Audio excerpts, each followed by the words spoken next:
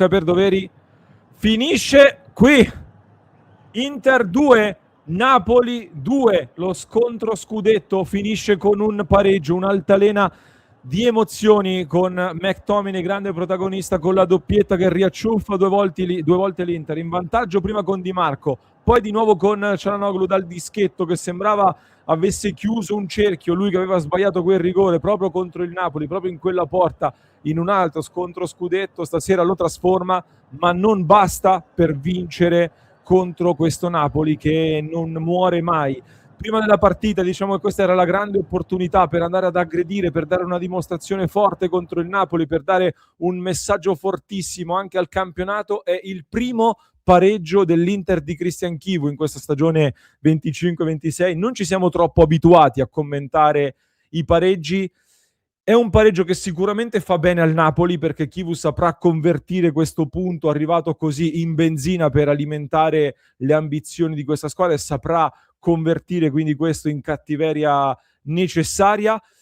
Io oggi, Simo, volevo prendermi questa vittoria, volevo la certificazione del salto in avanti di questa Inter. Secondo me però non è un brutto pareggio nemmeno per l'Inter. Dispiace un po' per come è arrivato, perché ancora una volta subiamo gol alle uniche due occasioni concesse di fatto, o poco più, perché non abbiamo concesso molto di più al Napoli. Non è stata forse la partita più dominante dell'Inter, che però chiude ancora con un grande rammarico, perché comunque c'è da dirlo, quando c'è da girare un episodio ci gira in maniera opposta, come il tiro alla fine di Mkhitaryan deviato che finisce sul palo.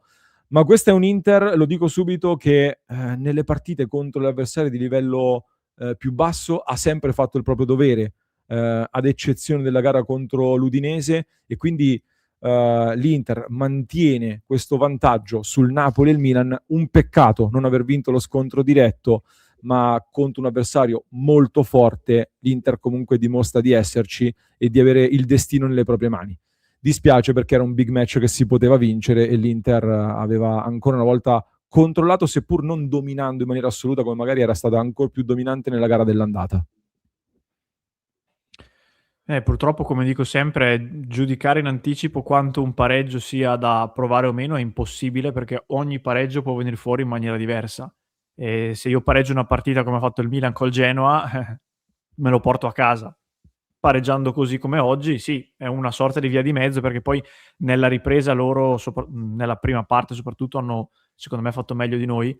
Però contando che l'Inter, aspettiamo da tanto la vittoria di un big match dell'Inter, contando come ha interpretato la partita, proprio anche l'impegno e tutte le singole gocce di energia che ha messo in questa gara, uscire senza i 3 punti perché prendi quel gol episodico così di McTominay, che è bravissimo in mezzo all'area e che converte un'altra occasione, e poi prendi il palo al 93esimo, a me fa urlare alla maledizione, perché cioè non è possibile. Oggi purtroppo, per come è finita, mi rimane il rammarico che avevi l'impressione che potesse essere il big match da andare a vincere davvero. Quindi è vero quello che dici, che il pareggio comunque non è un brutto risultato, lo dicevamo già nel pre-partita, però porca miseria per come è venuto fuori, cioè un minimo di culo in più sul tiro di Mkhitaryan potevamo anche meritarcelo, ma invece mai niente. Mkhitaryan, che è stato un cambio giusto secondo me di Chivu, che aveva letto bene quel momento lì. Mi ha un po' incuriosito la gestione degli altri cambi, con l'Inter che è arrivata praticamente fino all'80° con una sola sostituzione fatta. Secondo me questo lo dice lunga anche comunque sul discorso mercato che stavamo approfondendo prima. Mi dispiace, ma non ce l'ho con Luis Enrique, che comunque secondo me ha qualche responsabilità sul primo gol che subiamo, con McTominay nella gestione dello spazio, anche con Bastoni non benissimo. C'era a un certo punto proprio l'evidente necessità di aggiungere qualità sulla destra e di cambiare un po' passo da quel lato, però un cambio lì non ce l'hai, quindi quel discorso si riapre ancora una volta. Ed era un messaggio che deve arrivare forte e chiaro secondo me da questa partita, in cui poi il Napoli, devo dire, l'ha impostata bene. Sono riusciti nelle difficoltà di alcune assenze che avevano. Conte è riuscito comunque a riunire il gruppo, a ripartire dopo la sconfitta infrasettimanale e a creare una impostazione dove facevano tantissima densità sugli esterni, e quindi l'Inter non riusciva a sfondare bene con superiorità numerica sugli esterni, poi riuscivano ad essere molto presenti anche al centro, quindi i nostri attaccanti sono stati disinnescati, soprattutto Lautaro poco coinvolto, ma aspettavo di più da Lautaro oggi a livello di presenza nella partita e di trascinare i compagni di squadra. Thuram più presente in area di rigore, ma al di là di un colpo di testa su un buon cross di Barella non è riuscito ad avere tante occasioni. Secondo te, Simo, Conte ha ingabbiato Kivu, anzi ha avuto la meglio a livello tattico? No, secondo me no, perché alla fine è stata una gara abbastanza... cioè in cui entrambe le squadre hanno avuto momenti in cui hanno fatto vedere il meglio di loro. E il primo tempo l'Inter ha fatto un primo tempo sontuoso, secondo me, che purtroppo si è chiuso con quel gol subito da parte del primo, da parte di McTominay, però come interpretazione della gara per me è stata... cioè ha rispettato perfettamente il piano, ci ha messo l'aggressività, le riaggressioni, e quindi non direi che questa è stata una gara in cui uno dei due ha ingabbiato l'altro. Giustamente Conte, avendo meno scelte per i tanti infortuni, ha puntato su quelle poche cose, diciamo, su cui poteva puntare, e le hanno fatte anche bene, perché poi Højlund nel lungo della partita, all'inizio battagliava, nel secondo tempo, quando cominciava ad andare su di minutaggio, ha avuto dei momenti in cui Akanji ha fatto fatica a contenerlo, oggettivamente. Sì. Però secondo me da questo punto di vista c'è stato un buon equilibrio tutto sommato. Sono d'accordo. De Pica Pica dice Lautaro assente, ma come si fa a prendere gol così? Questo, ragazzi, resta veramente incomprensibile. Mi fa molto male perché, vabbè, McTominay è un giocatore superiore in questa Serie A e chi si sorprende evidentemente non seguiva la Premier League, non lo conosceva, lo sapevamo già dall'anno scorso. Con noi è diventato la nostra bestia nera assoluta da quando è arrivato in Italia. Tu come te li spieghi quei 2 gol subiti? Sì, ma anche il secondo soprattutto, che comunque quello arriva a mettere il pallone in mezzo e va proprio sui piedi di McTominay che si trova al posto giusto al momento giusto. McTominay ha questa capacità, perché è uno di quei centrocampisti che riesce a trovare sempre quel tempismo. Quindi sul momento dicevo un po' come Frattesi, anche se adesso Frattesi ce lo ricordiamo poco, però di base il miglior Frattesi, anche lui ti sembra dare sempre questa impressione di riuscire a trovarsi sempre nel posto giusto al momento giusto.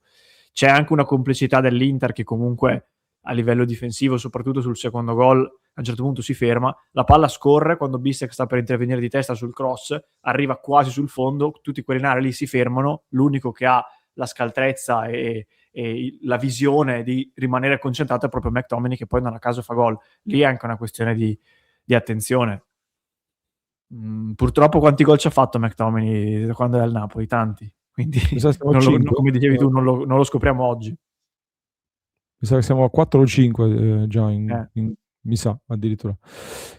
Andrea, grazie Andrea che dice imprecisione e sfiga, ma partita emozionante. Grazie Andrea, grazie Salvatore che scrive azzeccatissimo il cambio Mkhitaryan, quel palo Mkhitaryan è entrato molto bene e testimonia quello che dicevamo l'altro giorno, che si sta configurando Zielinski titolare con Mkhitaryan che entra per spaccare la partita che era in corso, e Zielinski per gran parte del primo tempo è stato il migliore in campo con recuperi palla e il recupero del pallone che porta al primo gol che sblocca la partita è un grandissimo lavoro. L'impatto iniziale di Zielinski è stato di altissimo livello, poi si è un pochino perso secondo me la distanza ed è uscito anche un pochino acciaccato. Mkhitaryan entra, alza il livello del recupero del pallone, mette qualità e proprio lui si conquista un calcio di rigore che era stato derubato invece, proprio con lui protagonista all'andata.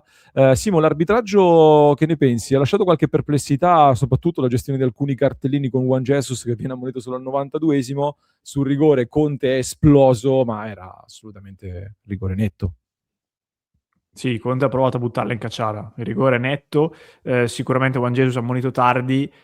Se consideriamo tutto il momento, difficoltà della partita, difficoltà del contesto, per me dovere è stato gigantesco oggi. Per me ha fatto una partita non perfetta chiaramente, però è stato esattamente l'arbitro che serviva per questa gara, tant'è vero che a parte Conte che ha fatto il matto volutamente, grandi proteste ne abbiamo viste poche fondamentalmente. Il numero di falli è abbastanza equilibrato, se vedevo bene 12 i nostri e 10 i loro. Lo dicevo appunto nel contenuto in cui ne parlavo, non sono tanti oggi gli arbitri che possono arbitrare un Inter-Napoli come questo, uno dei pochi a doveri, e oggi secondo me lo ha dimostrato. Io, Simo, andando un po' verso la conclusione, devo dire che quello che mi resta è la sensazione di aver buttato via la grande occasione, non dico per chiudere i discorsi scudetto, perché lo sappiamo che è ancora molto presto, però la sensazione per dare una bella mazzata al campionato, ecco, l'hai persa in questo momento. Quindi non so bene come definirlo, però una grande occasione per dare un colpo secco a questo campionato l'hai dato. Conoscendo Conte, ho paura che lui riuscirà a convertire questo pareggio in maniera, diciamo, come carburante molto più efficiente per il Napoli piuttosto che Chivu per l'Inter. Non perché Chivu sia meno bravo, ma perché Conte riuscirà ad uscire da questa partita con tante notizie positive su cui costruire e consolidare il suo Napoli. E questa è la seconda sensazione che mi resta. Mi è sembrato, ecco, che alcuni duelli siano stati vinti dal Napoli. Tu hai parlato di Akanji, stasera l'ho visto, ecco, un passo indietro nel duello con Højlund. Forse Højlund ha avuto la meglio, ecco, in questo tipo di sfida. E io esco, ripeto il mio messaggio che continuo a dire da diverse settimane: ci serve più qualità anche a destra. Io non sto criticando Luis Enrique, non me la prendo con Luis Enrique, ma c'è un'immagine che è abbastanza oggettiva, che ho evidenziato anche prima. Un'azione in cui Bissac si ritrova in campo aperto da solo a destra, va a piazzare il cross e sbaglia il cross. Un'altra azione in cui c'è Luis Enrique che ha il tempo di prendere la mira, fa il cross e lo mette diciamo nella zona in cui non c'era nessuno, sostanzialmente. Poi arriva Barella, il primo cross buono che fa Barella è occasione subito per Thuram. Quindi ci serve maggiore qualità lì e siamo troppo corti lì. Detto questo, siamo a +3 sul Milan, siamo a +4 sul Napoli. Io non avrei messo la firma per essere qui 6 mesi fa, di più. E quindi adesso tocca a Chivu continuare sulla scia di quello che ha fatto vedere nella prima parte di stagione, in cui tutti gli avversari di livello più basso li ha battuti, e quindi è ancora alla portata dell'Inter fare questo cammino.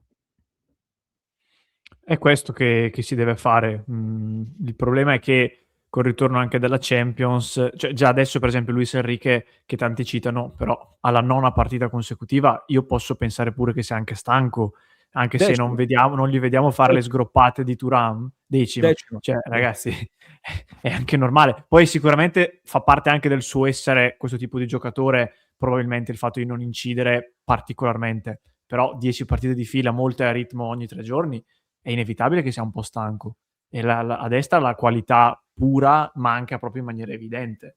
Poi anche in attacco, se andiamo a vedere, oggi Thuram per me ha fatto una grandissima partita, però noi un giocatore come Højlund non ce l'abbiamo, inteso proprio che ha la capacità di fare il reparto da solo, che ha la capacità di lottare contro un gigante della difesa come Akanji. Højlund oggi ha dominato fondamentalmente diciamo, nella struttura dell'attacco del Napoli, ha dominato su tutti gli altri. E McTominay in qualche modo è uno che gli va di riflesso. Non a caso arrivano entrambi dalla Premier, anche se Højlund era partito dalla Serie A. Sono entrambi fisici, grossi, imponenti. Anche queste cose andrebbero ragionate per il futuro. Fateci sapere nei commenti se siete d'accordo. Adesso sono curioso di sentire anche le dichiarazioni del post partita in questo Inter Napoli, che commenteremo anche in un prossimo contenuto di analisi che troverete qui sul nostro canale. Quindi mi raccomando, iscrivetevi e vi aspettiamo su passioneinter.club, la nostra community con interisti da tutto il mondo. Mi raccomando, supportate il nostro progetto ed entrate a far parte della nostra grande community per discutere di Inter e non solo, con tutti